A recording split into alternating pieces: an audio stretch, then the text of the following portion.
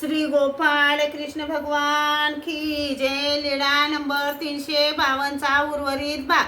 बाईसाने ओट्यावर आसन केले, सर्वज्ञ ओट्यावर बसले। मग सर्वज्ञांना पूजा वसर झाला, जेवण झाले, गुन्हा केला, विडा घेतला, विश्रांती घेऊन उठले। सर्वज्ञ आसनावर बसलेले होते तेव्हा दाईसा म्हणाल्या, दाईसा आल्या, सर्वज्ञांना दंडोते घातले, श्रीचरणा लागल्या, जवळ बसल्या। मग सर्वज्ञांनी विचारले, बाई महात्मा काय म्हणत होते? जीजी दादोस म्हणू लागले, रूपे आमच्या सोबत या, जाऊ तुम्ही आले तर आमची खाण्यापिण्याची सोय होईल। मी म्हणाली, दादो मी आली असती, परंतु मी सर्वज्ञांपुढे असे सांगितले होते, मी पाडळीला जाईल तरी माझी लबाडी होईल। ते म्हणाले, एवढ्याने काय लबाडी होते? सर्वज्ञ काय जाणतात?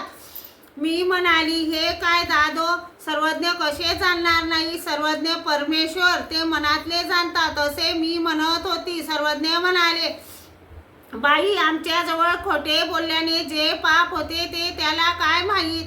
सर्वज्ञ म्हणाले, हे ईशाडूवांचे ईशाडू। यावर सर्वज्ञांनी ईशाडूवाचा दृष्टांत निरूपण केला। कोणी एक ईशाडू असे, तो आपुले स्त्रियासी आज्ञा करी, रेग काढी, तव तिया दारा पुढुनी वराड जाये, शेजिया साईलिया असती, तिया पाहो येती, ते शेजिया साईलिया ते पुसे, हा नोवरी केवडी असे, कैसी असे, काही लेईली असे, काही नेसली असे, नोवरा केवडा असे, कैसा असे, काही लेईला असे, काही नेसला असे, तिया म्हणती ऐसी ना का?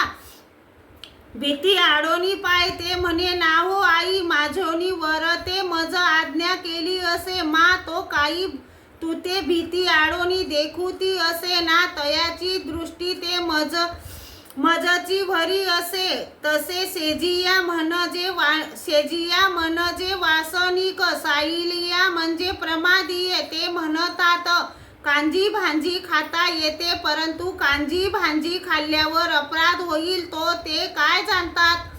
ते तो जाणत आहे की? मग दाईसा म्हणाल्या, जीजी सर्वांनी असं म्हटलं तर म्हटलं, पण आपणही असं का म्हणावं? जी म्हातारी गावाला गेली। सर्वज्ञ म्हणाले, बाई कोणी काही म्हणो, पण आम्हालाही विनोदाने तसे बोलणे आवडले। श्री गोपाळ कृष्ण भगवान की जय।